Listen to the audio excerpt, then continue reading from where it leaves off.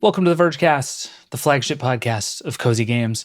I'm your friend David Pierce, and I just bought a bunch of pens.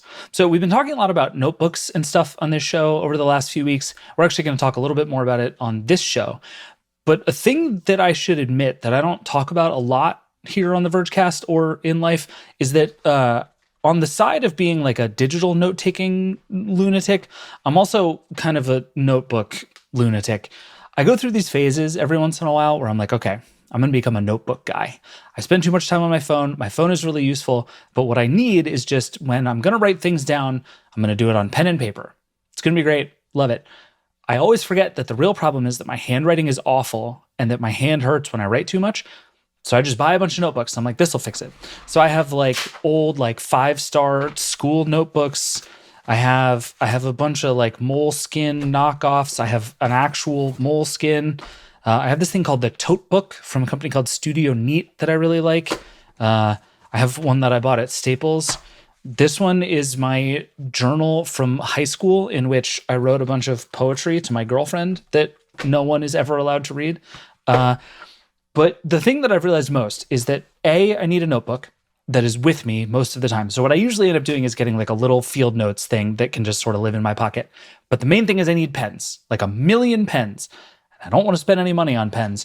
So I went on Amazon and I bought these. They're called the Pilot Precise V5 RT. I think I found them from a Wirecutter review that was like, these are good pens that you don't have to press super hard on.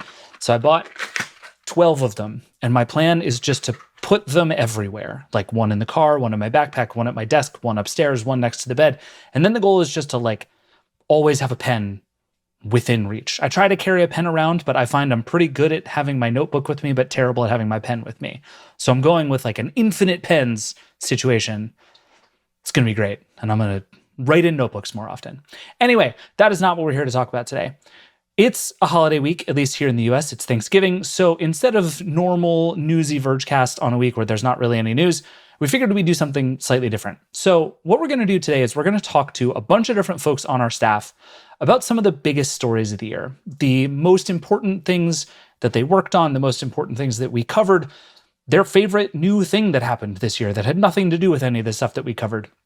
It's just fun to talk to our staff and get to know them and what they're into and what they're interested in. And we've done this before on the show, and I had a great time doing it, and y'all seem to like it too. So we invited a bunch of people back and talked to them about some of their favorite and some of the biggest things from 2024. All that is coming up in just a second. We got a bunch of people to get to. Lots of stuff if you're on like a long drive this weekend. Lots of stuff for you to listen to. Lots of fun Verge staff to hang out with. All that's coming up.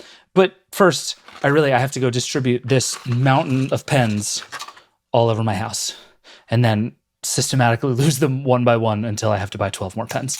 This is the Vergecast. We'll be right back.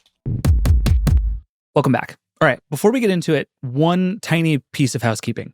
So on December 10th, 2 Tuesdays from now, we're going to do a whole episode about the Vergecast and the Verge. We've done this before and it was really fun. And basically, I want all of your questions about how the Verge works, how the Vergecast works, what we're doing, what we're thinking, what we're planning for the future, all of it. Also, if you have thoughts on what we should be doing but aren't, I want to hear those too. Send them all our way. You can either call the hotline, 866-VERGE11, or email vergecast@theverge.com. Send us all your questions. December 10th, we're going to do that episode. It's going to be really fun. All right, let's get into it. So we gave a bunch of folks on our staff very small bits of homework. Basically, come with what you think is the story of the year, your favorite tech thing of the year, and your favorite new non-tech thing of the year.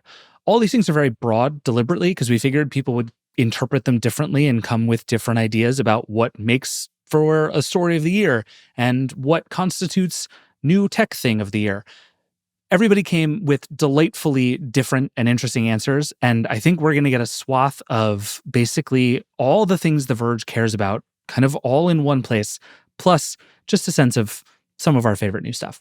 All right, we have 8 people to go through. Let's do this. First up, Jay Peters, a news editor on our team. Jay Peters, hello. Hi, David. How are you? I'm good. We are not going to talk about this for too long, but you're here on wired earpods that you just bought. And this is not going to factor into our discussion, but I just want to say congratulations on your wired earpods. Thank you. The best headphones on earth for $20. Yes, thank you. I am plugging them directly into my MacBook Air. Someday I'll upgrade from my iPhone 12 mini. And guess what? They'll plug straight into those too. It'll be fantastic. I can't wait. Honestly, like all the cool kids wear wired headphones again, and I get it. It's like I was on a train the other day and I accidentally spent 20 minutes trying to connect my Mac to someone else's Bose headphones instead of my Bose headphones. And then I was like, oh, I have the cable, and I plugged it in and it was fine. It's just, it's life is better this way. Yeah. All right, so we gave you some homework. Let's start with story of the year. What was your story of the year? The story of the year to me is Google being ruled a monopolist. I think this is huge because depending on what happens as a result of that ruling, including a potential breakup of the company, different pieces, like it could fundamentally transform the way we use the internet, how we search for things, and like what the defaults on our phones are. I think this could be really, really, really massive in ways that we just don't even understand yet because we don't know what the end result's going to be. I like this one. And I also feel like the fun thing about this story is you might be correct this year and next year and the year after that and the year after that and the year after that. And then it might be nothing, which is why this story is so much fun, because it is either, I think you're right, the like single most consequential thing happening in tech, or it is going to be an awful lot of hand wringing and nonsense and lawyer fees and ultimately amount to nothing. Yep.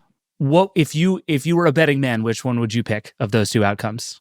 I'm going to say a little bit closer to the big deal end versus the nothing end. Okay. Because to me, it seems like kind of likely that the government's going to say Google can't make the default deals, especially like the one in the iPhone that has made it, the pervasive mobile search on iPhone. And so like, I think that it's just going to have an absolutely massive change down the line. Yeah, I tend to agree. And I think I was reading something the other day about all the ways in which this trial and the Microsoft trial from 25 years ago are just scarily similar in the way that they're going. Oh, interesting. And that one's a really fun case because what ultimately happened was not that much. But while Microsoft was so focused on it, the internet happened. And this company called Google did a bunch of smart things that Microsoft didn't have time or energy or attention to do. And just the existence of that crazy thing screwed up Microsoft and changed the internet. And I think especially if you're a believer that AI is as big a deal as people say, we're sitting in the middle of that again. Yeah, it seems like the AI companies, I don't see like a direct oh, this is obviously the next Google type thing, but like it seems like there's something in that everybody is starting to realize that maybe Google isn't the only option, and that could have very large ramifications in how we use tech every single day. I'm with you. Are you using any of the AI search engines, by the way? No, I so far have not been a huge fan of them, but I think it's also time for me to explore them a little bit more. I feel the same way. There's something in the muscle memory of it that has just been much harder for me to change than I expected. And that might just be because of my day-to-day work of writing news as fast as possible all the time. Yeah, we Google stuff for a living. Yeah, it's a real way. I have really specific ways that I find this information that I know that it works 95% of the time that other search engines may not be strictly built for my use case, but that might also not be true. Or there might be ways that I can use those things that I haven't tried yet. Yeah. All right. What's your new thing of the year? Presumably it's not a search engine.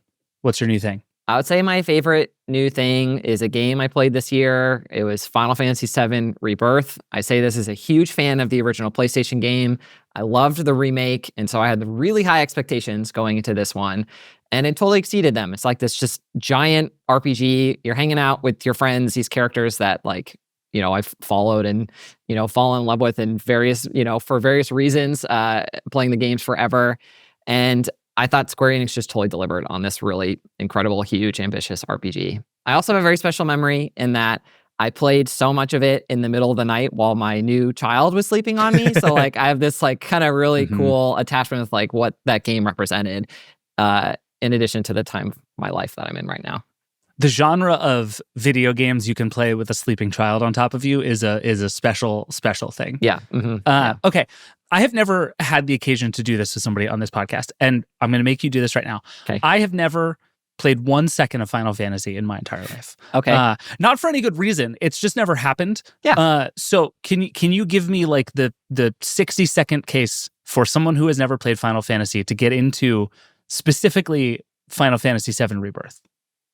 Well, I wouldn't start with Rebirth specifically because it's part 2 of a 3-part giant story. You should start with. Oh, see, now I'm just tired already. I know, Jay. but you should. I know. This is the problem with these games. I've already spent so much time in it that I have to see it all the way through. All right, fair enough. If you're gonna start with Remake, which I think it captures everything that people loved about the original on the original PlayStation, brings it up to what would you call, modern graphics and modern gameplay standards. And they clearly know the source material very well, and they know that people really love it, and they really treat it with like care and expanding it in ways that are very interesting and still feel very true to the source material.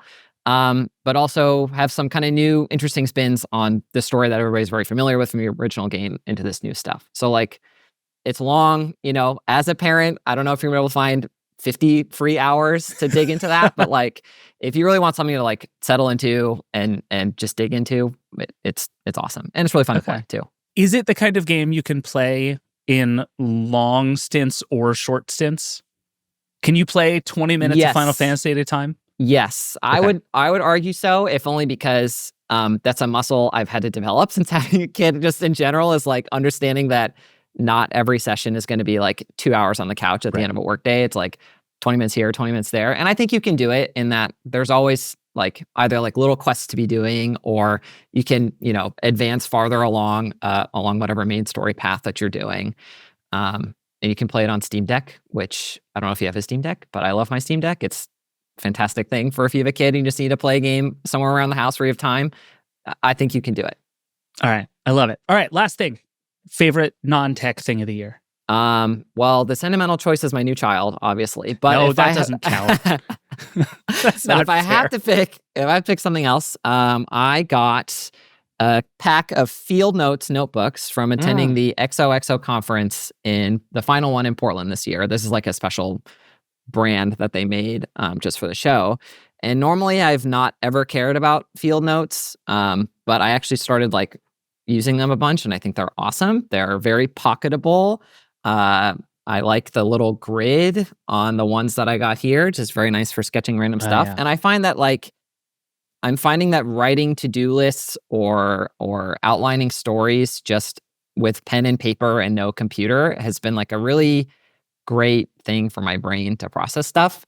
And it's something I've done just way more than I ever expected. Like I thought as a new parent, I'd be like, okay, super locked in on all my tech stuff. I got to be super zeroed in on that. But sometimes just sketching in a notebook at the end of the day has been a really, really good way to get a handle on things. I love that. I think field notes I have always struggled with because, like you said, they are the exact right size. Like as notebooks go, it is the thing I want.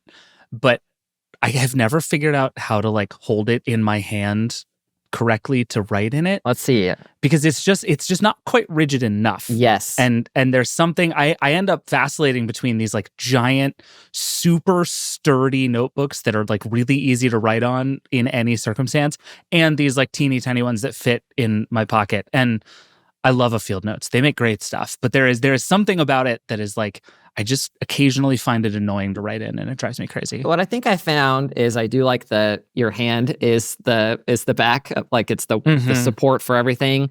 But I'm also not doing a ton of extensive journaling. It's like, oh, I'll dash off a sentence here, or I'll write some bullets here. And that I think makes it so like if I had to sit down and write, if I was sketching out a novel on this would not be my favorite place to do it. But for taking notes or thinking through ideas, and I'll write a sentence, I'll sit on something and think about it, write another sentence. It's been really perfect for me. So I would recommend it for that. That's really good use case. I love that. Yeah, field notes for the win. There's like an entire corner of old head bloggers who just got very excited hearing you say that. I'm sure. So, yes. Awesome. Jay, thank you as always. Appreciate it. Thanks, David. Okay, moving on. Next up, Jake Kastronakis, the Verge's executive editor. Jake, hello. Thanks for having me. The sweater game with you is always very strong.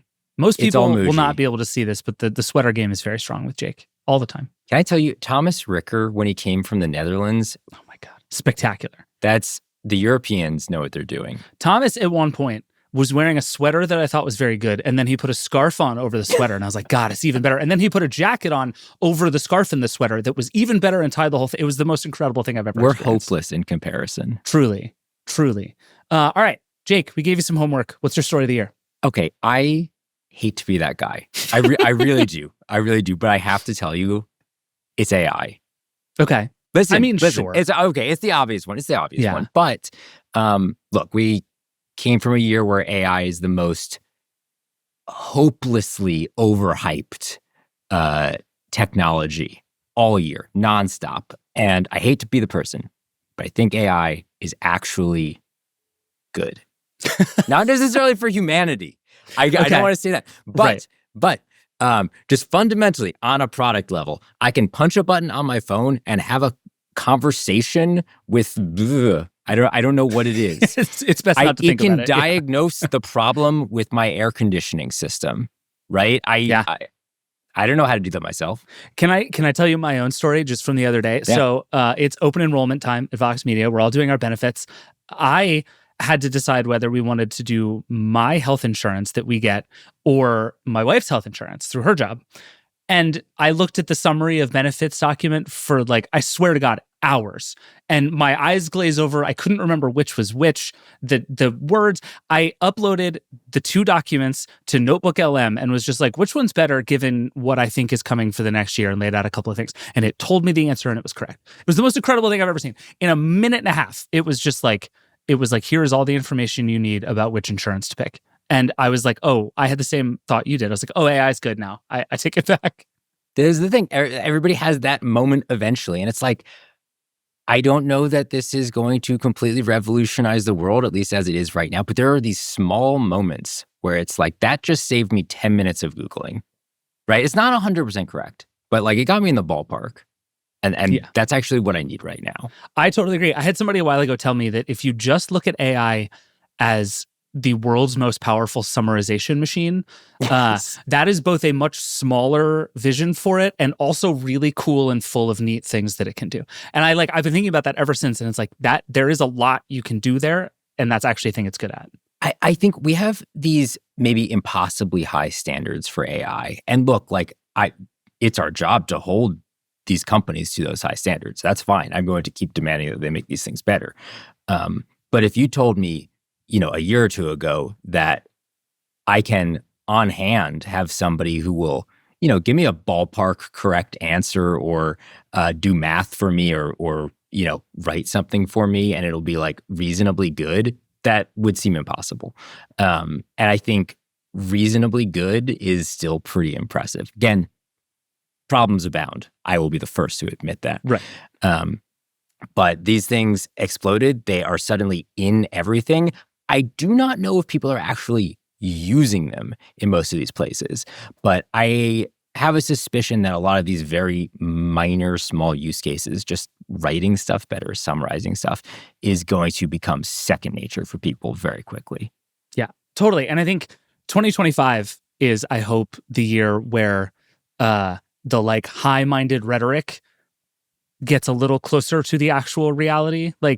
The tech is going to get a little better, but also everybody just needs to calm down about it for a minute. Everybody needs to calm down a bit. NVIDIA is worth $500 trillion or something. I don't quote me on that one exactly, but it's not investment advice. Something feels a little off there. It's cool technology, but people need to chill out a little bit. Yeah, it's not God just yet. Yeah. But maybe, we'll do this again in 12 months. Who knows? All right. What's your next one? Your favorite new thing of the year? Favorite new thing of the year. I'm cheating a little bit because it is from end of last year. I bought it this year. But I want to hype up the WiiM amp. This is, if you are a psycho like me who has a bookshelf speaker system, right? You don't have an all-in-one, right? No sound bar. You didn't just buy some powered speakers. You have speakers that need to be powered by an amp, that need different input sources fed into them. You've probably gone through the absolute madness and chaos of having a bunch of different parts and pieces. You need the amp, you need the streamer, you need the phono amp, you need all these different things. The WiiM amp says, hey, I know it sounds better if you get 500 different things and stack them all together. What if we just skip all that? It's just gonna put everything in one.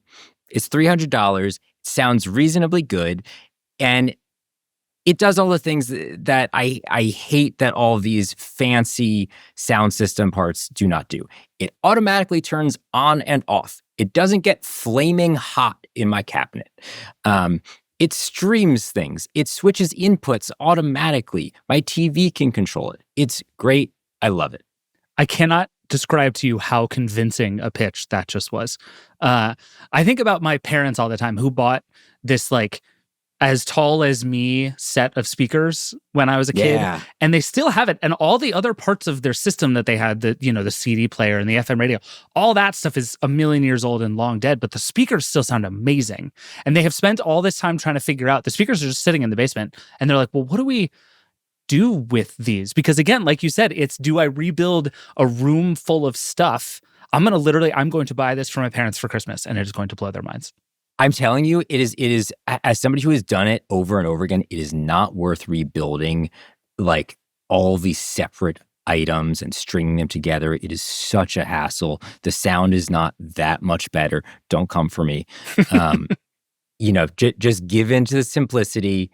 Your speakers are still going to sound great. And this has basically nearly everything a sound system needs, with the one exception of a phono input. It doesn't have that. That's a bummer. So you do need a separate amp for that. But otherwise, it can stream Chromecast, it can stream AirPlay. I don't know. It can hook up to your TV. It's great. I love it. All right. Well, last thing, favorite non-tech thing of the year. Favorite non-tech thing of the year. This is again, not from this year, I'm cheating, but for me personally. Yeah, new to you, it counts. This is a new to me thing. I found a card game that has been a hit of all of the board game nights I have been to. It is super simple. I think as I've gotten older, I have strayed from the games where they take like 2.5 hours to play and you need to read an instruction manual for an hour beforehand. The game is called Chronology. It is super simple. I love it. And basically it's a deck of cards, and each card has an event and a year on it. And everybody starts out with 1 year, right? And somebody's going to read you another one. And so in front of you, you might have something that says, Apple Computers is founded, and it says 1976. That's what happened, right? Okay, so now it's your turn, David, and I'm going to read you the next card. And it says, LBJ becomes president after JFK's assassination. And you have to say, did this happen before or after? Before. Easy. Okay, not too bad. But now you've got 2 cards down, right? You've got 1976 and 1963. So I say, the Beatles appear on Ed Sullivan. Was that before, after, or in between? Now it gets complicated because you're like, 60. It was in between. Was in between. It was 1964. Right. And this is fun. It's really fun. Super easy to learn, super fast party game. And it's fun because you get to, rib your friends about not knowing history. I don't know anything. Yeah, I feel like I'd be good until about the dates that you said, and then it would all fall apart. For me, it's like the things where people talk about something that happened in like the Roman Empire, and I'm like, oh, that was like the 1450s, right? And they're like, that was 16 BC. I'm always like, all right, cool. The amount of time it took me to think on, I got a Pompeii card, and I'm like, I'm pretty sure that was far back, but I don't know how. There's 1,000 years, I would believe. It was pretty, yeah. A lot of people made fun of me for that one. Turns out it was a really long time ago. That should be enough. Like, you should get a half point for just being like, it was before the Beatles. That's all. I knew it was before. You get the point. I knew it was before the Beatles. That was all I needed to know. That's pretty good. Game's called Chronology. Chronology. All right. Highly recommended for chill, fun board game night. I like it. All right, Jake, thank you as always. Cool. Talk to you later. Next up on the list, Justine Kalma, our senior science reporter. Justine, hello. Hello. Coming to us from the control room of one of our podcast studios. Yes. I love this. All right, so we gave you some homework. The first thing you had to do was come with your story of the year. What was the story of the year? Well, that for me was a no-brainer. It was definitely the US presidential election. Well, the outcome Fair. of the elections. This is what I'm losing sleep over leading up to next year. I mean, it just changes. It affects everything, right? For me on the science desk, I'm an environmental reporter. And so there are literally studies out there around how much more pollution we can expect with this next administration, how much more that's going to warm the planet. We cover life in the future. And so, we're looking at a hotter future, all kinds of fallout. And, across all of the desks that we cover, I do a lot of work with the policy team. Over the past year, we were covering some major Supreme Court decisions. The Supreme Court has been absolutely made over with Trump's previous appointees. That's made it more difficult. Some of those Supreme Court decisions have made it more difficult to regulate industry. So, that has wide-reaching effects. And so for me is the story of the year going into next year. Is there anything on your mind on that front right now other than just sort of sheer abject screaming and rage all the time? I feel like we're in a moment now where like we as reporters and also just like we as people are going to have to figure out like how to talk about this stuff other than just what sometimes feels like directionless screaming all the time. Like what's on your mind as you're thinking about kind of the stories inside of this that you're thinking about over the next year or so? One thing that's going to be really interesting to watch is what happens at the state and local level. In the past, that has been where people have counteracted what's going on at the federal level, made progress when there's been inaction at the national level. And so it'll be really interesting to see what comes out of that sort of local organizing moving forward.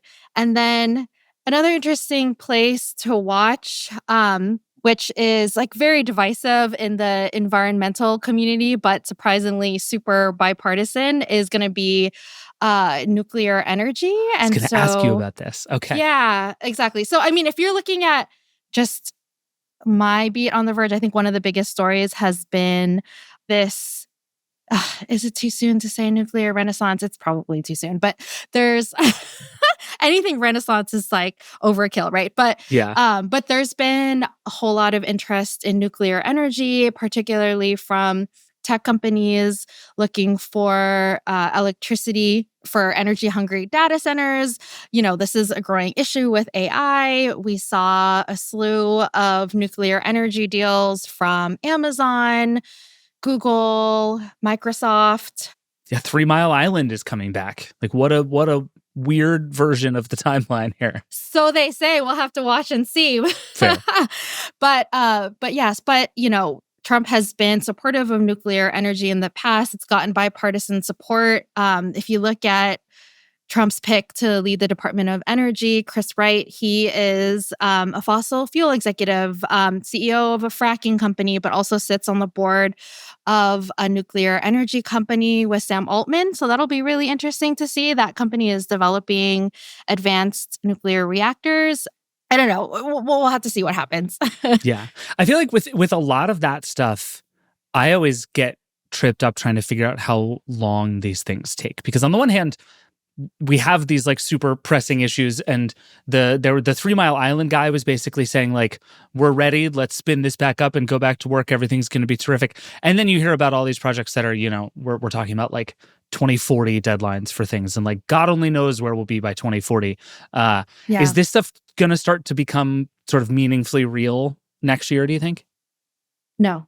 Okay. I think we may see more deals, but the earliest projections that I've seen for the first advanced nuclear reactors coming online are going to be probably the early 2030s. And so it's going to be a while before we see these new technologies. And to be clear, those are next generation nuclear reactors that have not been deployed in the US yet. They still need to get all of the regulatory approvals and everything, not to mention the costs, because both traditional, like old school nuclear reactors, the big plants that we have today, they're really expensive to build. These next generation technologies are supposed to be smaller and cheaper, but projects have also run into rising costs too. So yeah, so that's why a lot of this stuff is still up in the air. You have all of the regulatory and permitting delays, and then you have everything that's going on when it comes to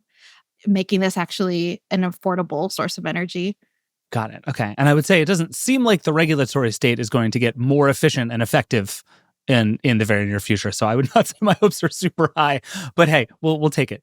Yeah, we'll see what this efficiency task force does. Yeah. I mean, it could just be like, go ahead, do whatever you want. I mean, fair. It would go faster then, sure. Yeah. It would go faster.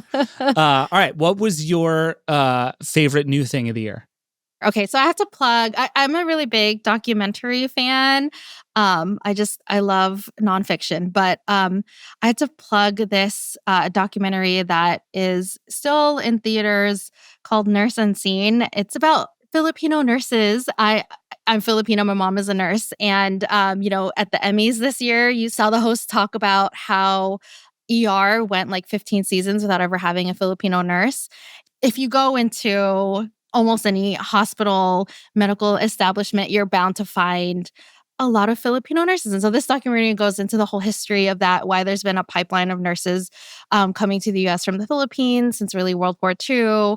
The Philippines was a U.S. territory, but it also just talks about, it really focuses on how these nurses were on the front lines during the pandemic. And so I just think it really gives voice to a community that's been overlooked and has just done a lot for our healthcare system. So that was one of my favorite documentaries of the year. That's and a really I'm good hoping one. that it's streaming soon. I was just about to ask. It's still in theaters right now? It's still in theaters. Okay. I have heard that I don't know. I don't want to give anything away. I'm hoping that it's streaming soon. Fair enough. Fair enough. We'll track it down in a theater. I love a documentary on the big screen, by the way. It's sort of an unusual thing. It feels like, this is going to sound less like a compliment than I mean it, but it feels like school in like the best possible way to sit in a especially in like a little tiny like art house thing. I went to a jazz documentary. Like, frankly, I don't care about jazz, but like I just sat in a room with a bunch of people who are like, I want to spend 2 hours learning about jazz.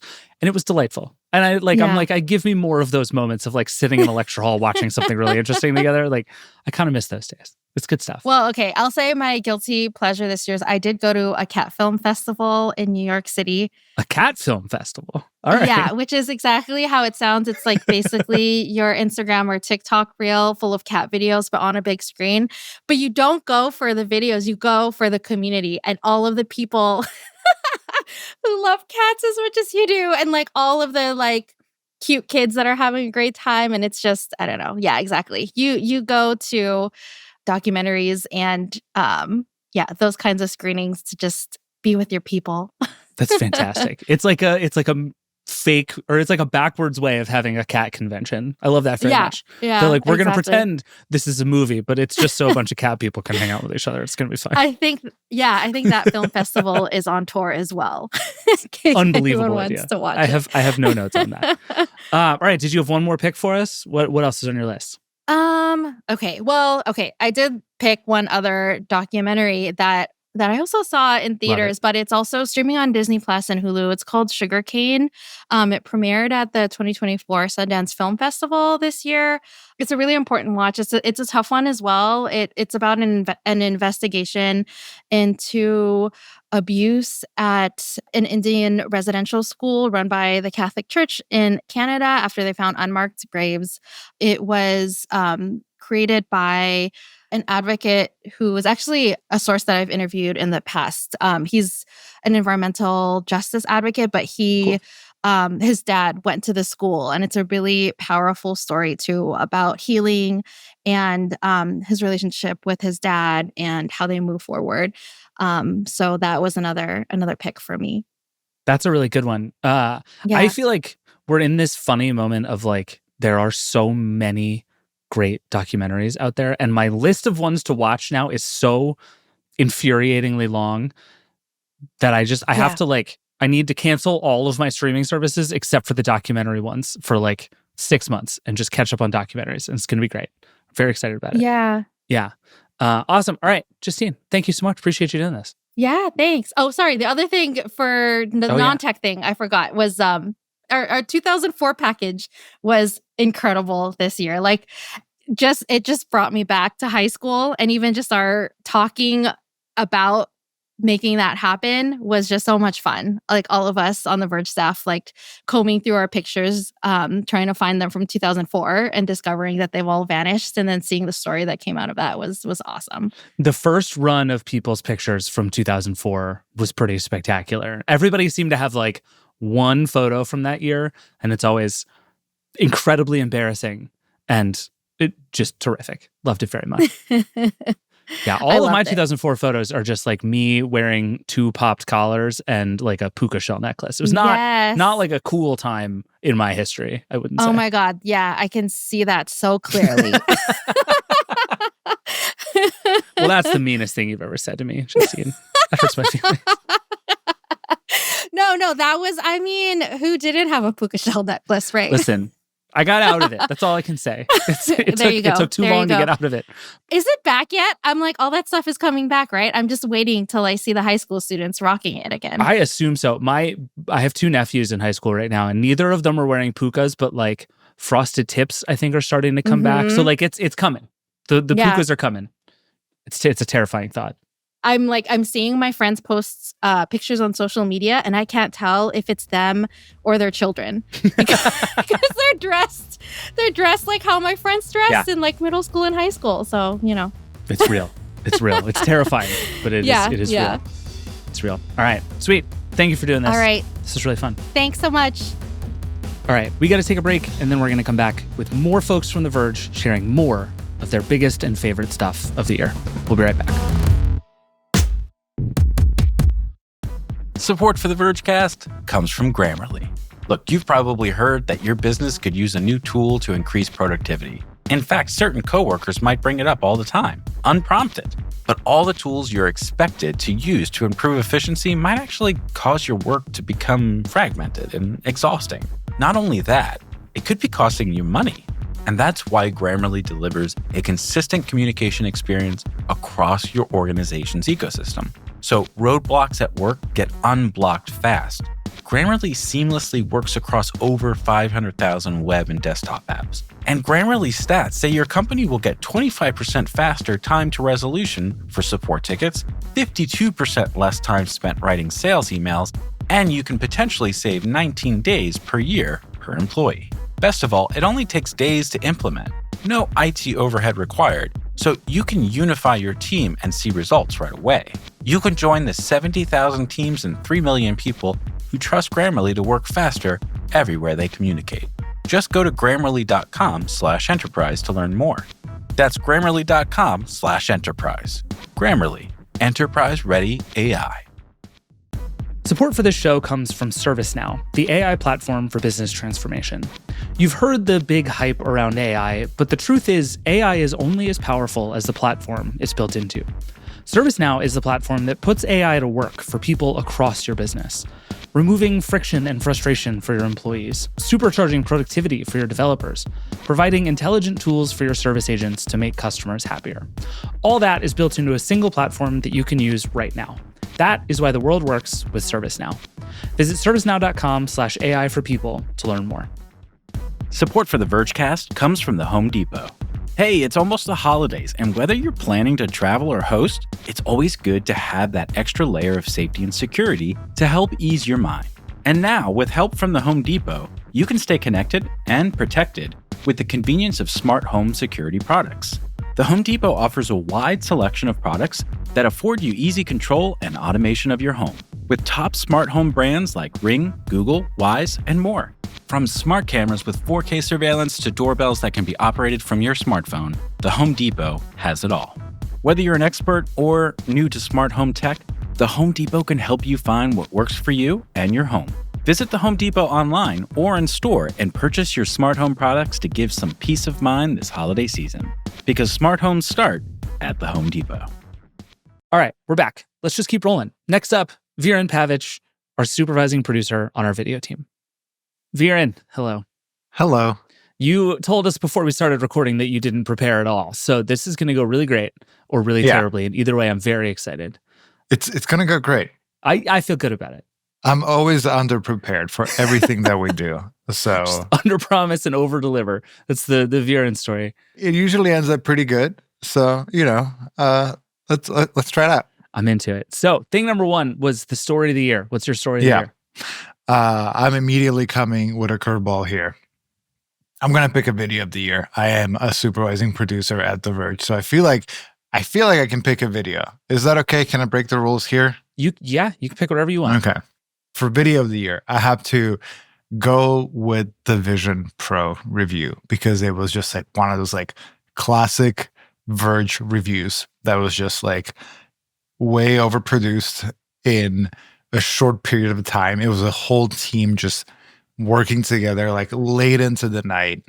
The script that Nilay delivered came in incredibly late and was incredibly good. It was just like one read and it was like, this is amazing. The only problem is it's currently 35 minutes long. We're going to have to cut like a third of it out, which we did.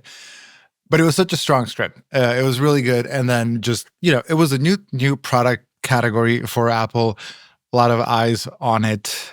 Yeah, it just felt like I love the hustle. I love the time crunch. I love embargoes. I love all that stuff.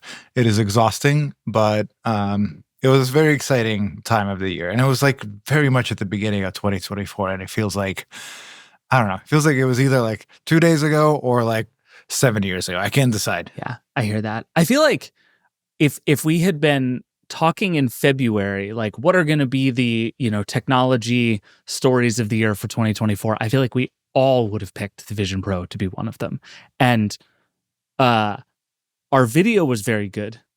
The Vision Pro, less good. And I think what we've seen in the 10 months since that thing came out at this point is it kind of feels like it just died. I don't know. Like, does anyone talk about or care about the Vision Pro anymore?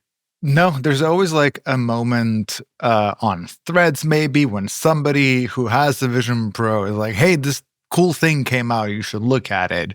And I see a screen recording. I'm like, oh, that's great. Move on.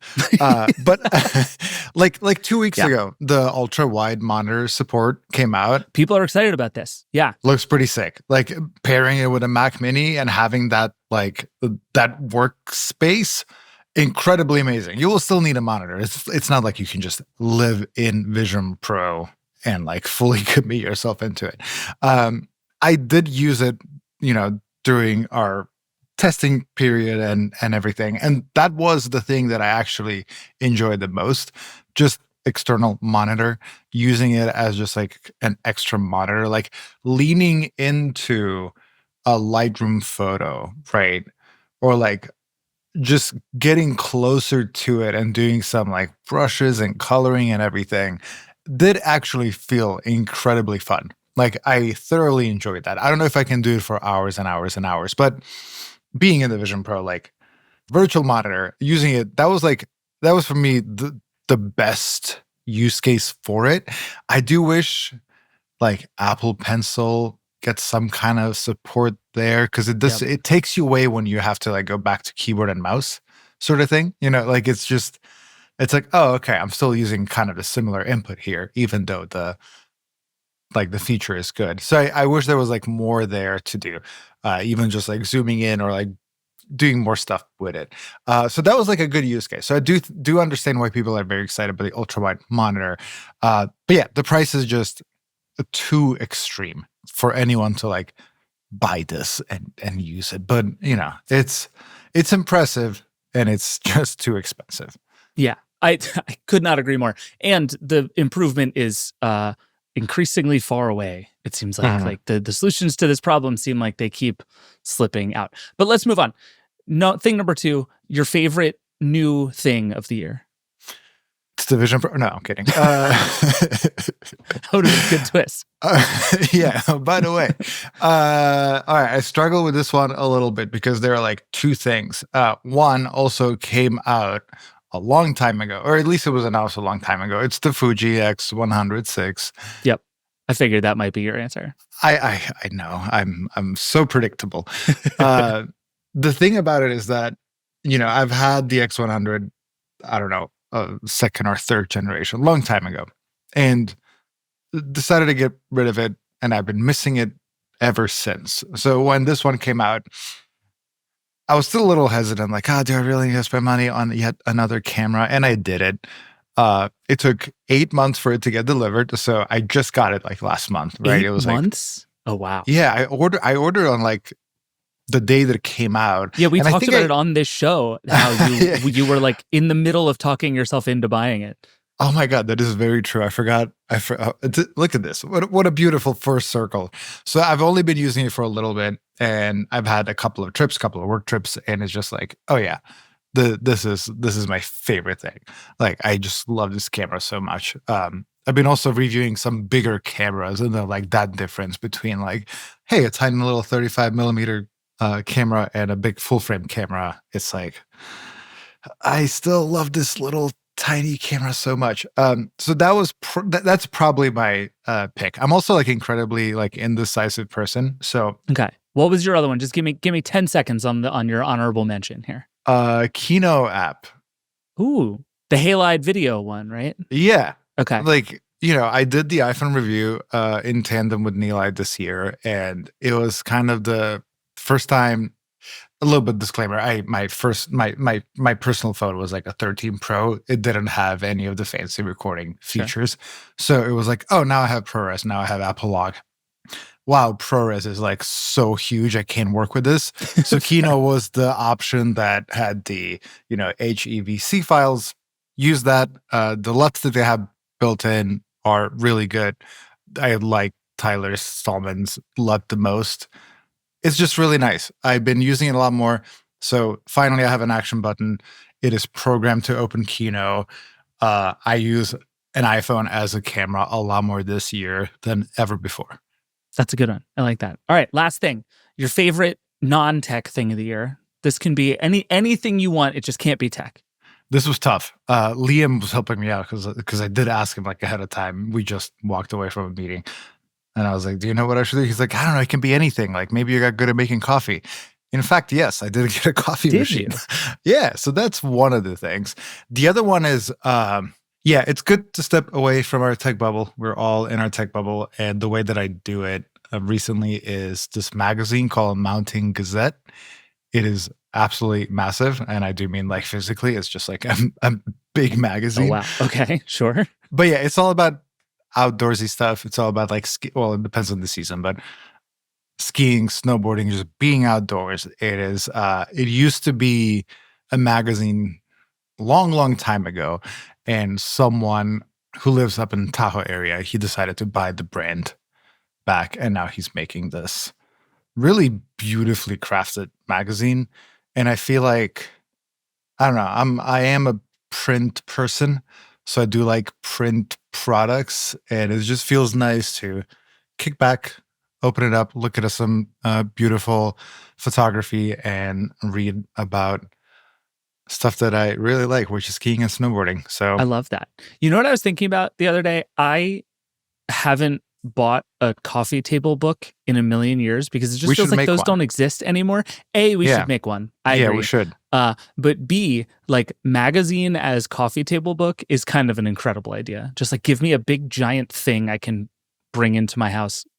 I think that would be it. I don't know. I got into. That's good. These are good answers. What coffee machine did you buy? Tell me that, and then I'll let you go. It's one of the Breville ones that has a grinder on top and a milk thing onto the side. Oh, you got the whole pipeline going now. Yes. Once a milk frother becomes part of your coffee experience, there's just no going back. Yeah. Life is better, and it will never go back. Yeah, it is very nice, but I did struggle at first. Like it took a while to like figure out like, all right, what do you want me to do here? I like went through many like bags, like beans and bags of coffee, and I'm like, great, I spent like $16 on these beans, and I've got like 3 cups of coffee. This is bullshit. I'm gonna go back to my Nespresso pots. Mm-hmm. No, but I finally figured it out. There's a lot of coffee shops in the neighborhood that I really like, and every time I like visit New York, I go to a few of them as well. I'm like, I need those beans. So yeah, I really became a little bit of a snob, but not an annoying snob. But welcome, because again, there is no going back. It costs a fortune and it takes forever, but it is worth it. I still think it costs less than buying coffee anywhere else. So, Viren, thank you as always. Appreciate it. see ya. Next up on my list, Kylie Robinson, our senior AI reporter. Kylie, hello. Hello. How you feeling? You sound like you got a winter cold thing going on. How you holding up? I sound like shit. That's okay. You can say it. Yeah, I have a little bit of a cold, but I'm happy to be here. Good. All right. Well, we won't keep you long. Let's just blast through this. Cool. So I'm just going to preface this with someone else already picked AI as the story of the year. So you can pick it if you want to, but just know that you'll be copying Jake. All that said, what's your story of the year? It's going to be just a common theme of billionaire crybabies. Sorry, guys, but that's true. Like the common theme of the year, all I'm thinking about is Jeff Bezos stomping his feet, Elon stomping his feet, Sam stomping his feet, Sam Altman. Lots of billionaires stomping their feet over issues and wanting their way and less regulation. That's the common theme of the year for sure, whether it's AI or, energy or, what have you, hardware. Or American politics. Like American it really politics. is. There are like several childish billionaires who seem to just be everywhere doing everything all the time. They're making popular podcasts now. It's like, just let us have this one. Yeah. You put a tariff on straight men with podcasts. Put it on their mics, put a tariff, 200%. That's a good idea. But yeah, I think that's probably something we're going to continue seeing. I feel like with the incoming Trump administration, that's something that's only going to strengthen is billionaires saying, let's be chill with my products, my company. Please, you like iPhones, right? Come on, man. So that was the theme of this year, and I think we're just going to continue seeing that. Do you think it's going to be that, or do you think the billionaires are now going to be like, we've won, let's go away? Like hide, like be it. Not even hide, but like at some point, it's like they did it, right? Like they got everything they wanted, and now go enjoy all of your money and yachts or whatever. Interesting. I think they're still going to have to argue with Trump. Again, these tariffs are so weird, and Elon has his ear, and that's something I'm thinking a lot about because I was reading the OpenAI Elon lawsuit, and to me it reads like, I have the incoming president's ear, and look, they're being anti-competitive, and so I think these people, if Elon's on Trump's side, these people are still going to have to kiss up, if that makes sense. True. Or on the flip side, they get to start pointing at their enemies from inside of the White House and picking fights that way. Yeah. Exactly. Okay. Well, that's not the most uplifting one I've heard, but unfortunately, I think you can ascribe a lot of what's happening in the world to that small group of people. Yeah, I'm sort of delirious on Sudafed, and that is, of course, the first thing that came to mind. It's just, it is what it is. All right. What was your favorite new tech thing of the year? It was Stardew Valley. Ooh, okay. It's very, whenever I say that, they're like, people are like, oh, I played that in COVID. Like, why are you playing it now? The new update just came out for the Switch, which means I get different colored cats and all sorts of new ways to explore the town. But yeah, that cozy comfort games. I have a very cozy comfort house. I just love Stardew Valley. Can you just explain Stardew Valley to me? I've never played it. Of course. And I feel like everyone describes it in a way that almost never makes any sense. Wow. Everybody says very nice things like you just said, but the you just were like, now I have different colored cats. And that's like the explanation for why this game is better. Explain this to me. Teach me about Stardew Valley. Do you know what Animal Crossing is? I do. Animal Crossing with combat. Oh, that is very compelling. Yeah, it's really fun. That's a good case. Yeah, you get to beat up monsters in caves and, you have to grind really hard for resources, almost like a Minecraft situation. You have to grind for these resources and then you get to make your cool little farm. You get to marry someone in the game. I just did an interview with somebody for The Verge that is yet to come out, but they said that they were really into Stardew. And the first thing we ask each other is, who did you marry? Mine is Harvey. He's the doctor, the town's doctor. Nice. Good for you. Yeah. Actually, V asked me that when I first started at The Verge. She said, who did you marry in Stardew? I can't remember. Is this like a personality test? Do you think can you tell a lot about somebody based on who they marry in Stardew? Okay. Interesting. But yeah, there was a new update. You can sink ungodly amounts of hours into it because it is so fun and chill and cozy comfort games. I really have developed an affinity for games that are pointless in the best Yes. way. Like for forever, all the games I liked were like games where you work up to the big boss and then you beat the big boss and then the game is over, right? Hell like yeah. that was what I always played. And I would encounter games like Stardew or even like Animal Crossing or Minecraft in these games, and I would just be like, what's the point of this game? And it took me so long to wrap my head around the idea that the point of the game is just to play the game. And it's like, Yes. it's fun to play the game, and that's actually enough. And there's a real, like, it's the friends we made along the way kind of vibe to these games that I have like really come to appreciate in the last couple of years. Totally. Animal Crossing was a bit too pointless for me. Like I was getting too fidgety with that one. But Stardew has like, stuff to work towards, like goals and quests, which I really appreciate.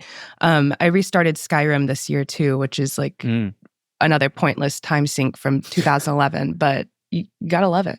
I agree. I've also recently gone back all in on the Switch, Nice. and it's going to be Stardew time. Good choice. Hell yeah. I have this old yellow original Switch. Wow. The battery is trash. Wow. But the games are awesome. I don't care. It's amazing. I love it. I hear we might be getting another Switch next year, but they've said that every year for many years. Honestly, it's getting to the point now where like every one of these Nintendo head fakes is a little funnier than the last, because it's a Real. very, very funny thing that Nintendo is doing where everybody wants a Switch and they're like, just kidding. We did a museum and an alarm clock and a music app. Like Fucking A. very funny, but also just release the damn Switch, Give me please. the Switch. I do. Yeah. I would like to have it in my house. Like, give me one Exactly. and then keep doing these funny jokes. And I'm Right. in. Exactly. That's fine. As long as I'm in on it. Yeah. Just give just you and me, just the Right. two of us. Perfect. Not Andrew Webster, because he he doesn't want one at all and doesn't spend all his time thinking about this. Perfect. All right, last thing. Your favorite non-tech thing of the year. My favorite non-tech thing has been, it's going to sound so lame because I wrote it down and now it sounds more lame on a podcast. Curated playlists and fresh flowers. Okay. That's all you need in life is a nice little playlist. I made one for November because I've been traveling so much. I was in New York seeing you guys. I went on another reporting trip out of the state, and I'm going to Texas for Thanksgiving break. And you need a playlist for that. And then getting to share that with everyone you like is a good time. So a little playlist to get you through and validation from your friends about it. What's your playlisting process? Do you like spend hours? Oh, no. Okay. No, purely vibes based. The one that I have right now is called Nonstop November, and it's mostly like indie. Do you know who Suki Waterhouse is? Mhm. Yeah, lots of Suki Waterhouse. Sad, fun, autumn vibes. Yeah, Nonstop November. Just what I'm looping, basically. Like I am addicted to these songs and I need them in a playlist. And here is 100 songs that are just like that one. Is sort of my playlist vibe. And fresh flowers. They're cheap. They make you happy. I have a vase next to my front door and then one on my desk, so I get to flex it in my What's on Your Desk series. But yeah, they're simple. They make you happy. That's all you need is music and fresh flowers. Do you have a favorite kind of flower, or is it just whatever they're selling at the bodega? Oh, wow, the bodega. The bodega. Okay. You're going to move to New York. You have to learn the word bodega. That's Kylie. true. That's true. We're just starting this now. Vergecasters, if you have a sublet with fresh tulips, it's tulips. I think that they're really Okay. pretty and then they open slowly and yeah, I love this for you. thank you. It's just a cozy fall full of fresh flowers. This sounds so nice. I know it is. And it's pouring rain here and I have a slight cold and that's okay. And I'll play my cozy games. I'll write my, weird AI stories about billionaires. It's a good time. You're like one oversized thing of soup away from being like a rom-com Ooh. character right Oh now. my God. And Wow. that's what we should all aspire to, I think. Wow. You're Okay. like, you're at the beginning of a Christmas movie. Is what's happening right now. It's going to be amazing. I would hope that, in the Christmas movies, you don't have the winter cold. They leave that out for some reason. This is true. Once you come out of that, and then everything's better. Obviously. Awesome. Kylie, feel better. Thank you. Thank you. All right, moving on. Barbara Krasnoff, reviews editor. Here we go. Barbara, hello. Hey there. Okay, we gave you some homework. Let's do your story of the year first. Let's start there. What was your story of the year? Well, actually, it's two or more stories of the year. It's the election coverage. that we had. Mm. I was especially impressed by Addie's The Pragmatist Guide to the 2024 Presidential Election. I mean, I read that about 5 times. It gave more information about what the candidates had done in the past and what they were saying now about various important issues. I just wanted to sort of print it out and mail it to everybody I knew. And then, of course, Nilay's essay, Vote for Donald Trump is a vote for school shootings and measles. I mean, you got to mention that. I mean, that was just amazing. Probably the best headline we ran this year. I don't know how you top that as a headline. I honestly don't. I certainly couldn't, and I wouldn't have had the guts to put it up either. So I'm very glad that our editor-in-chief did. So those were my favorites for the year. Those are good ones. I agree with all of those. What was your tech thing of the year? I found this, of all 3 pieces of homework we all had to do, I found this to be by far the hardest. What was yours? Well, I bought myself a little Steam Deck. It's not brand new. Here, I'll show it to you. I've got it unplugged right now because I was playing with some stuff. But, there it is. I love it. The Stream Deck has, I think, everyone at The Verge, I think, has had a Stream Deck at one point or another. I think it's very good. Yeah, and I love playing with it. What are you doing with it? What's on the board right now? Well, nothing because it's unplugged, but not a great sign for the Stream Deck, I have to tell you. The fact that it's unplugged. Not a great sign. Well, that's because I was moving it from computer to computer, but I basically use it for very quick answers to things. So that's cool. And just to get places from one to the other. My problem is I do not have a smart home.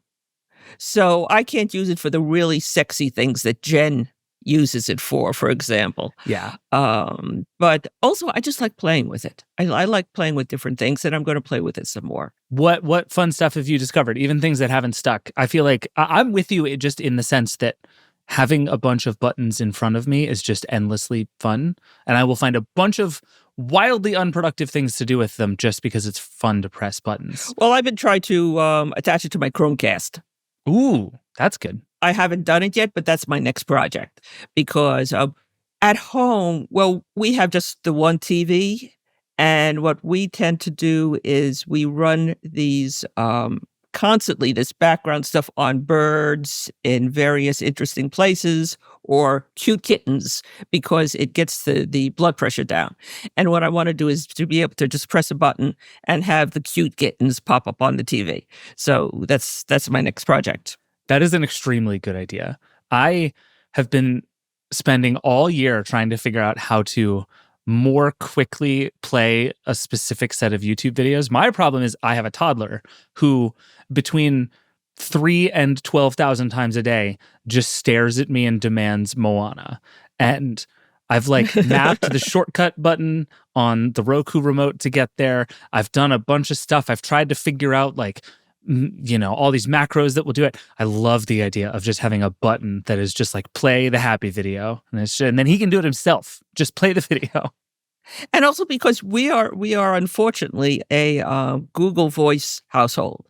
And sometimes that just does not work. And I'd much rather just press a button and have Netflix or whatever come up than have to try to say it or have to do it the really old-fashioned way and do it on the remote. So that's where I am right now. I like that a lot. Can I give you one other tip as a person I know who has to also use Slack all day?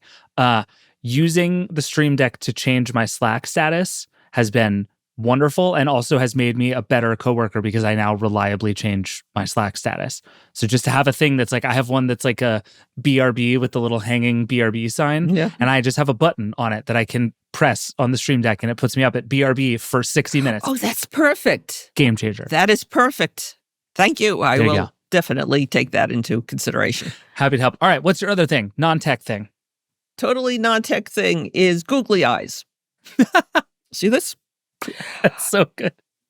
And the reason is, basically, when we had our meeting, I had been to the office for a year. And so when we had our meeting, I was sitting around at one of the stations, and one of our colleagues basically said, I have this bag full of Googly eyes. Does anyone want any?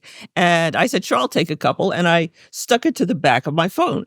And it's the most relaxing thing that anytime I get like tense or upset or whatever, I just look at these really wide, sympathetic googly eyes and I go, oh, things aren't too bad. So that's my totally favorite non-tech thing for right now. It does make your phone feel much nicer. Like, I feel like I like your phone more than I like most phones Well, now. yeah, look at this poor, cute little thing. I basically, for those who aren't looking, I've got a dark blue backing on my Pixel 6, and then two little eyes against the dark blue backing. It just looking at you wide, almost like kitten eyes, and saying, hi, I love you. You're nice.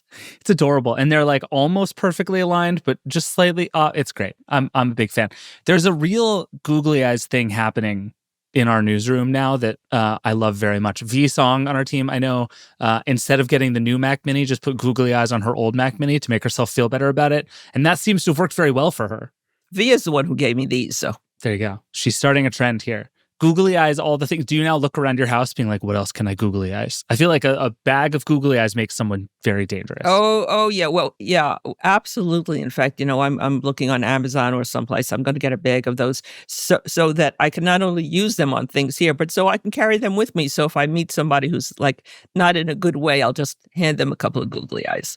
That's so good. Just hand them two googly eyes and walk away with no explanation. I feel like people would instantly understand what you meant. I love it. I think so. That's really good. All right, Barbara, thank you very much. All right, very good. All right, we got to take one more break, and then we have a couple more people to talk to about all the favorite and biggest stuff from the year. Be right back. Support for the Vergecast comes from Huntress. Huntress is one of today's fastest growing and most trusted cybersecurity companies.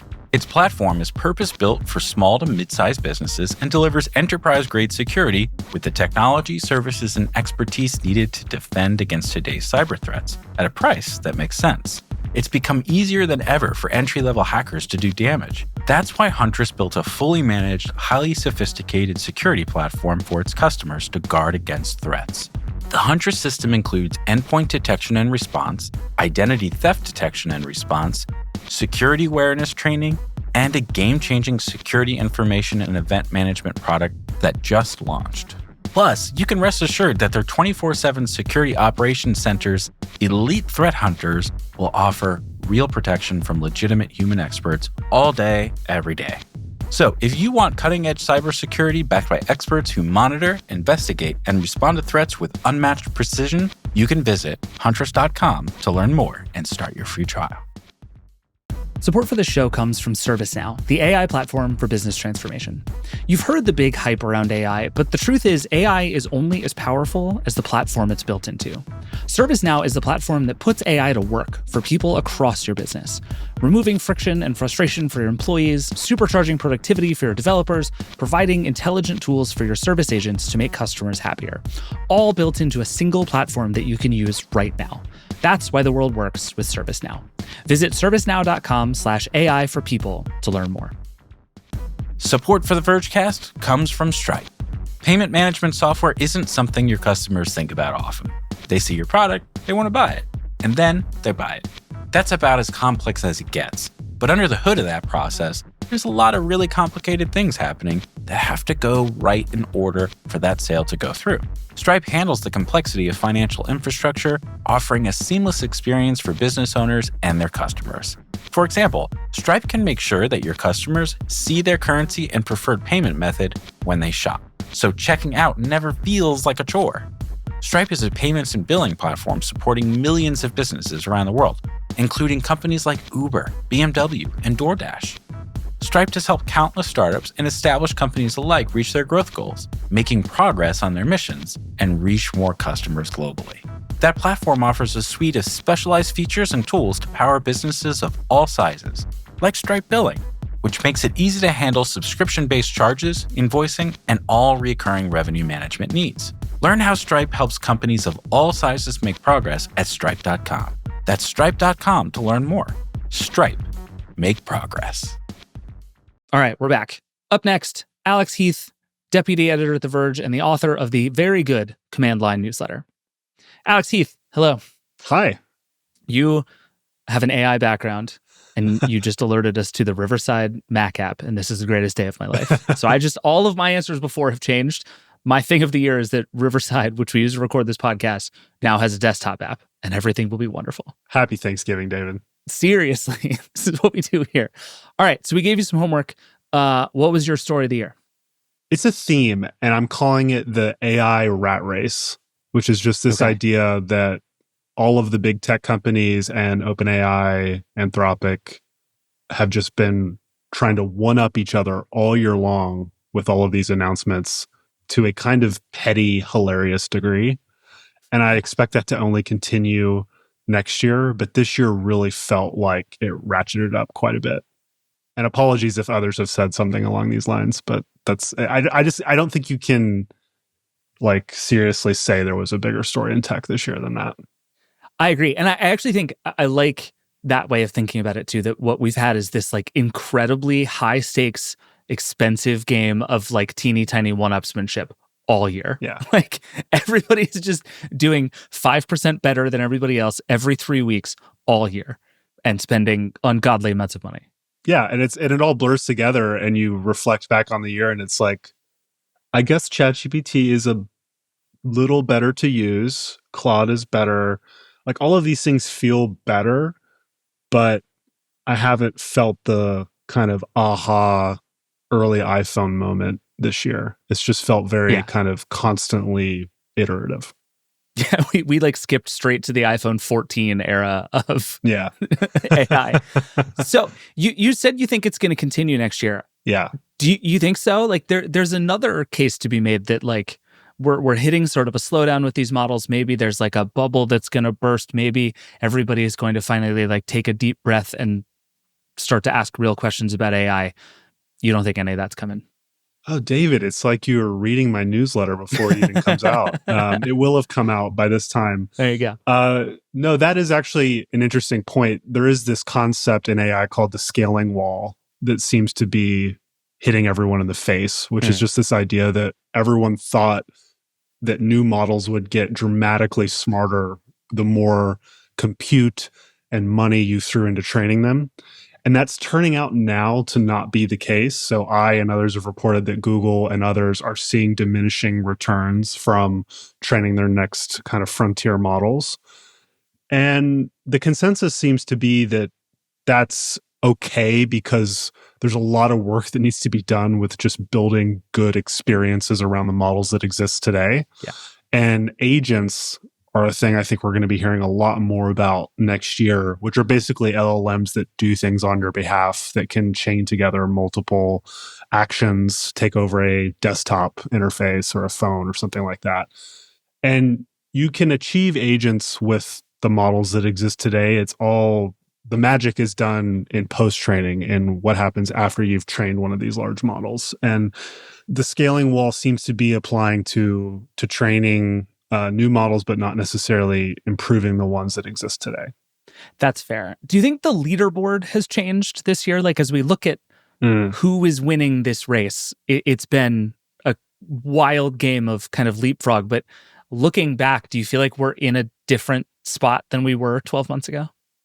I think it's hard to say with a straight face that anyone other than OpenAI is the winner right now. I would say OpenAI, especially with its O1 reasoning model release, is still kind of ahead of where the puck is going. Everyone is going to be doing, I say reasoning with air quotes, reasoning models next year.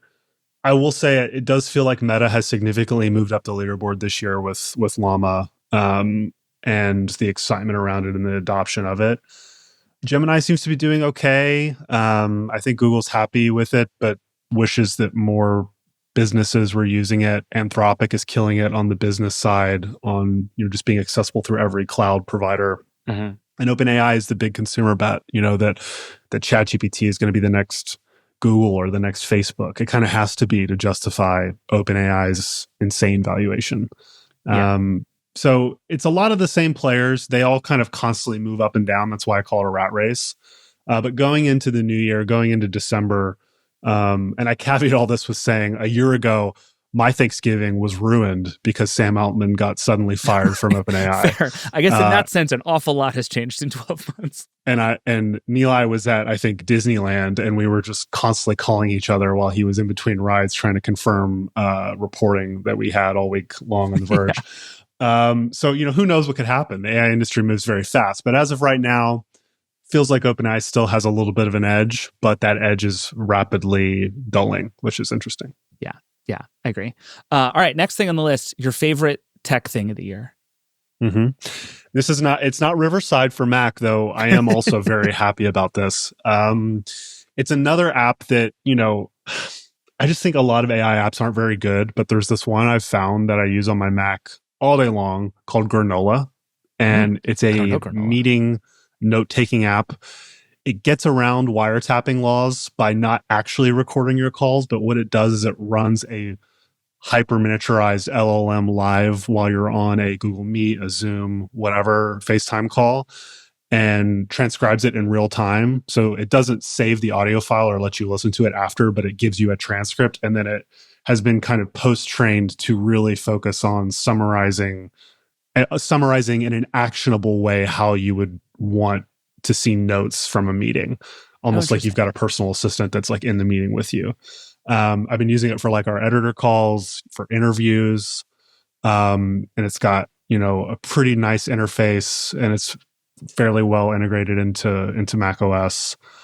So that's my pick. It's like a simple, actually useful application of AI in a work kind of setting. Does the action items thing actually work? I feel like we've gotten to the point where the transcription stuff on a lot of these services is very fast and very good. But I'm so skeptical of the thing where it's like, we're going to tell you the 3 most important things that happened in this meeting. Does Granola actually do it pretty well? Yeah, it's pretty good, and it recognizes voices, and it knows how to make distinctions, and it gives me like next steps after a meeting based on how we talked about it. Like for example, like really long ones where a lot is said. It's actually pretty helpful at breaking all of that down. It's not perfect, but it's definitely the best I've used in this context. And then it's got a bunch of like integrations with other apps, like you can drop a summary straight into Slack or your email app or something like that. So they're continuing to build on it, and I'm pretty bullish on it as a product, honestly, just because it's a very good niche application of AI. Yeah, that's pretty cool, actually. What about non-tech things? I went to Japan this summer /fall, and I'm just going to pick alcohol. That kind of sums up my year anyway. I thought you were going to just pick Japan, but I like just picking alcohol just as much. That's pretty good. Yeah. Yeah. I mean, Japan is awesome, but I fell in love with shochu in Japan, which is like, it's not sake, it's not soju, it's like a higher ABV, almost like whiskey. Clear, very easy to drink, earthy, smoky Japanese spirit. And I want to find more of it in the States. But yeah, anytime I see shochu now, I order it immediately. How easy is it to find in the States? I thought it would be easier. I'm in LA, and it's a little bit easier here. We have a lot of Japanese people in really good restaurants that are Japanese in LA, but it's harder to find when I travel. But yeah, shochu, it's good. All right, and strong. I'm gonna have to try this. Very briefly, a couple of years ago during the pandemic, was like, I'm going to get into Japanese whiskey, and it's so good, man. It's so good, but it's such a different world of booze that I eventually was like, I'm going to go back to learning about like Kentucky bourbon, because that's as much as I can handle right now. Well, I'm from Kentucky. We can have a whole convo about bourbon at some point. We'll have to do that sometime. I like it. All right, Alex, thank you as always. Appreciate it. Thanks, man. All right, last but certainly not least, Ash Parrish, The Verge's video games reporter. Here we go. Ash, hello. Hi. It's been a minute. We haven't done this in a while. You need to come on the show more often. I think the last time I was on, I was talking about Tears of the Kingdom, maybe? I think that's right. We also talked about GTA 6 like 100 years ago. We did? Which I don't remember that very one. much. Because there was like that weird leak that happened forever ago. Okay, I do remember that, but I don't remember being on the Vergecast about it. You were. It was great. We had a terrific time. I enjoyed every second of it. So we gave you some homework. What was the story of the year for you? So the story of the year for me, I'm going to do something a little bit different, and I'm going to choose a story from my beat, which is video games, which isn't necessarily like the biggest story for The Verge overall, No, because I love it. it's like a tech website, and there are a lot more important things happening in the tech world than what's going on in the world of video games. But I have like two buckets for biggest story of the year on my beat. I've got like the actual factual, this is objectively the biggest story, and then the biggest story, like to me personally. Okay. So the biggest story, objectual, actual factual, is the Switch 2 and GTA 6.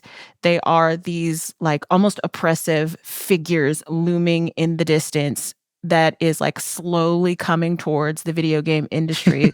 And when it hits, it's going to be this like massive event. And both of those things are supposed to happen next year. Like Nintendo is not, they're being coy about exactly when, but they're saying we are definitely going to announce the Switch successor sometime before the end of Q1 2025. And it's just been like a constant, like, not deluge, but like Nintendo feels like with everything that they're doing now, it's like we're clearing the books. We are getting everything off of our plate, just clearing the runway for when this massive story hits. And so that's on the hardware side. And on the software side, you have GTA 6, which is probably going to be the biggest video game release in our lifetimes. I don't know how else to explain it. It's just this GTA 6 is just this massive, crazy, insanely popular thing that has been hyped up, possibly too much. Hopefully, Rockstar can deliver on not their promises, but at least the idea or that people have in their head for what this video game is supposed to be. Well, so let me actually pause on that, because this is a thing that I have been wondering about a lot recently, which is, it's sort of wild that the two biggest things in video games right now are things that don't exist yet. And I think you're absolutely right that they have like been the stories of the year all year, despite not existing. And there's like a lot of existential questions you could ask about games as a result. But I do wonder, after all of this, is it even possible for these two things to live up to the hype? Like, yes. You think? I do. Okay, good. Nintendo is Nintendo. Yes, they've had some stinkers like with the Wii U and things like that in the past, but I think no matter what it is, no matter what it does, it will be big because it's Nintendo. Like Nintendo had that Alarmo thing out, like which was this like little, chintzy alarm clock that was just like nothing, and it sold out within seconds. Okay, and it's just an alarm clock that plays like Nintendo beeps and boops. People want it because of who makes it. And that's exactly the case for both of those things. It's a Rockstar game. It's a Nintendo system. No matter what the kind of quality it is, it's still going to sell like gangbusters. May not perform the way that the bookkeepers want them to perform if they are lower quality, but it's still going to be like the massive $1 million, million copy selling thing. Okay. I just like, I don't know. I feel like we've been burned, especially on the game side, by these huge things that just turned out to be even slightly worse than we expected, and it becomes this whole giant catastrophe. And it's like if GTA 6 does what like Cyberpunk 2077 did, the world will collapse in on itself. Yeah. And I think maybe I'm just hardening myself against that possibility as somebody who's very excited about this game. I understand that. We haven't seen very much of GTA 6 outside of a trailer and leaked materials. Rockstar hasn't really told us all that much about what the game is. We haven't really seen official gameplay yet. So we actually have no idea what to expect from them. And I think that's probably smart on their end to kind of like manage expectations. Like, you can't get mad at us for something about this because we never actually told you what this thing was. We just said it was GTA 6. We gave you the trailer. We put it out there. We didn't tell you to expect this, or this. We just, did our thing and put it out there. But, I don't know. You're right in that there have been these big, huge releases that have been kind of underwhelming. But I don't know. Like I said, doesn't matter what kind of quality it is, because it's Rockstar, because it says GTA 6 on the box, it's going to sell 10 billion copies. Yeah, fair enough. All right, I believe you. Okay, so those are the big stories. What's the one nearest and dearest to your heart? So the thing that is important to me that I think is like my personal big story for the year is the story of the video game industry layoffs and the rise of Gamergate 2.0, as it were. We are in the second year of this like trend of studios being shut down, of massive amounts of people being laid off. We're really going to start feeling it, I believe, in 2025. There was Embracer Group put out with their earnings statement maybe a couple weeks ago, stating that we've got this dried up release pipeline, without really qualifying that with the fact that we closed like 6 different studios and laid off over 1,000 of our employees. I'm like, if you don't have people working for you anymore because you close everything down and fire everybody, yeah, of course your production pipeline is going to suffer, and you're not going to have games out that are going to make the money that you need to appease your shareholders. Like, we're starting to see the knock-on effects of this layoff last 2 years, like really starting to hurt and pinch these big corporations, because now they have nothing to show for it. They laid off everybody, they closed these studios, and now they have no product anymore because there's nobody around to make it. Right. On the other end of that, you've got this rising culture war thing within video games where people are trying to attribute the problems of the video game industry with the layoffs and the closures and all, and games failing, with the idea that it's minorities and people of color's fault, which is absolutely patently absurd. Yeah, because we're just doing this again somehow. Yeah, pretty much. We're doing this again. Ugh. And these people, they have nothing interesting to say. They're not really paying attention to facts. They're just really upset that the culture of storytelling in video games, both like on the screen and in the development room, is shifting away from trying to appeal to, I'm going to use extremely heavy quotes because it's not true, traditional gamers, which have always been straight, cis, heterosexual white men, and into this more diverse tapestry where we're making stories that appeal to people of color, LGBTQ people, disabled folks, and we're starting to see development rooms also reflect that diversity as well. And, people can't handle change like that, and they get really mad, and they start getting mad at people for the wrong reasons. And it's important to me that these stories get covered so we can understand why they're happening and why it is not true. We can counteract their narratives that like, oh, this game failed because it was woke, which is ridiculous. And then this woke game that was really, really good succeeded because actually it wasn't woke. Which is very funny. Another, like the other side of that argument. Right. The Democrat, secretly Republican. Exactly. Yeah. Somehow it just... Like, do you ever look at this industry and you're like, oh, it just is all the same? Like, how many times in history is it like Grand Theft Auto, Nintendo is doing a thing, and everybody is losing their minds and mad, and we're kind of doing Gamergate? Like, this is just the cycle. We're just doing it all over again.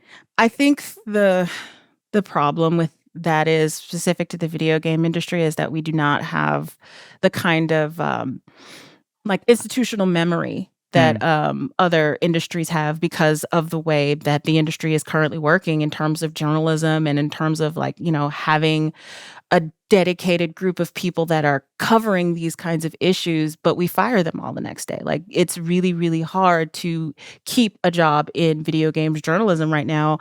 And because of that, because it is so hard to, maintain a steady job, and because these kinds of reportings doesn't necessarily move the needle, like top 10 ways you can get the most out of your Switch, or, that kind of shit. Right. We don't have the institutional memory, say, the way, I don't know, movies do, or any other kind of cultural thing, because everybody's gone. They have to move on and go somewhere else so they can make money and pay their bills and not, be destitute.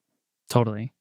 All right. Well, these are good things, and again, you need to come on the show more often. This is all where I metaphorically live. Well, my I do desk now. is. We were talking about this before. I do now. This is great news. All right, let's keep going through this. So the next thing was your favorite new thing of the year, and for most people, we've been making them say tech. But if you want to do games are tech enough. So if you want to do games, we can do games, tech, whatever you want. The tech thing, it's not necessarily this year, but it came out late enough last year where I think it counts. Kind of like that window where this movie came out in 2024, but it's not eligible for the Oscars until the next year. It's that. It's the PlayStation Portal. Oh my God. You're Yeah. the PlayStation Portal fan? The one that's out there? I am the one PlayStation Portal fan This is now so because exciting. of the recent news that PlayStation Portal will now let you stream games from the cloud. Before that, like, I already appreciated the device because it allowed me to play my PlayStation games on the couch and still be in the same room with my husband, and we can like watch TV or do whatever. And I appreciate that. Like, I don't like being sequestered or taking away like the living room television from him. So like, because I have to do this thing because I am literally working, he can't watch, whatever silly thing that he wants to watch. And so Right. that makes it easier for me. But the big thing is that kind of like breaks open this device and now makes it kind of like a must own for like anybody who has a PlayStation 5 is the idea that now you can stream games without the need of being tethered to a PlayStation 5 because it's going to let you stream cloud games. If you've got a PlayStation Premium Plus membership, I don't remember exactly how that works. But yeah, that makes it like, okay, now this is on the level of the Steam Deck. Maybe not the same technical heavy lifting specs as a Steam Deck may have, but definitely the utility that I think is going to make it like, okay, this is something that I need to own now. That's really good. That's fair. And I have to say, I'm also personally very excited about this because the Portal is such a like lovely little thing. Like they made a nice object and they just hamstrung it in such a stupid way. So Yeah. it's nice to see it actually start to do the thing it should have been doing all along. Correct. Now, if we can make it such that, it doesn't drop the connection because I can't wire my PlayStation where it is, like where I have it, like, so we can like beef up the way that it, streams from the PlayStation. And so I don't have to like reconnect every, couple minutes. Then we'll be like cooking with gas. But until then, you know what? I can live with this. All right, I'll buy it. I love it. All right, and then last thing, your non-tech thing of the year. I think you might already know what the answer to that question is. It's my new corgi puppy, Boo. His real name is Bucephalus because I named him after my favorite historical horse, Alexander the Great's horse, Bucephalus, but we call him Boo for short. Do you call him Bucephalus when you're mad at him? Like, is that when you're like, sternly talking to him? I haven't yet, but I think that might be a thing that happens. Because I feel like that's like if I heard someone yelling that at the dog park, like, whew, that's serious stuff. When you hear someone yelling at the dog park, you're like, that is the biggest nerd that I've ever seen Also in my life. Also that. But yeah, he's a 3-month-old corgi who loves chewing on feet, and he's trying to chew on mine now because he's teething. And he is absolutely shit monster, but I love him to death. So that is my favorite non-tech thing of the year. I love it. So 3 months, he's just a terror. He is just a destroyer of worlds. He's a toe-chewing terror, Okay. that's for sure. But then he like sleeps on top of your head and you're like, all right, we're cool. Everything's fine. Pretty much, yeah. I love this. Then he makes his little "Ow" noise when he's like yawning or something like that. And it's so dang cute. He is very cute. There are a bunch of dog dedicated Slack channels at The Verge and Vox Media in general. And like, it's not so much that you've like won those channels with Boo, but like you did it. It's like pretty hard to compete with Boo's situation right now. Yeah, that's the goal. He's doing good work.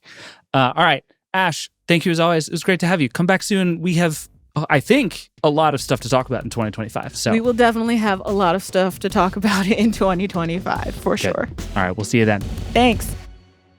All right. That is it for the Vergecast today. Thank you to all of the Verge staff who came on the show, for coming on the show, for doing your homework, for talking us through all your favorite stuff. There is lots more on all this stuff, all the stories of the year, all of our favorite things, lots of it at theverge.com. I'll put as much as I can in the show notes, but I trust that you will tell me all of the things that I forgot to put in the show notes. As always, if you have thoughts, questions, feelings, and again, particularly if you have questions that you want us to talk about on the Vergecast, about the Vergecast, and about the Verge, and about the future of media, you can always email us at vergecast@theverge.com. Call the hotline, 866-VERGE11. I want to hear all your thoughts, all your questions, all your ideas, everything. Lots of fun stuff to come in the next couple of weeks, including big thoughts about the future of media. It's going to be great. This show is produced by Liam James, Will Poor, and Eric Gomez. The Vergecast is a Verge production and part of the Vox Media Podcast Network. We'll be back on Tuesday to talk about some fun van lifey things and some microphones. Then we'll be back on Friday to talk about the news. It all just keeps happening, friends. We're winding towards the holidays, so we're going to get into some year-end stuff here pretty soon. But Lord knows the AI news isn't going to stop just because it's Thanksgiving. If you're in the US, I hope you had a wonderful Thanksgiving. I hope you have an awesome weekend. We will see you on Tuesday. Rock and roll.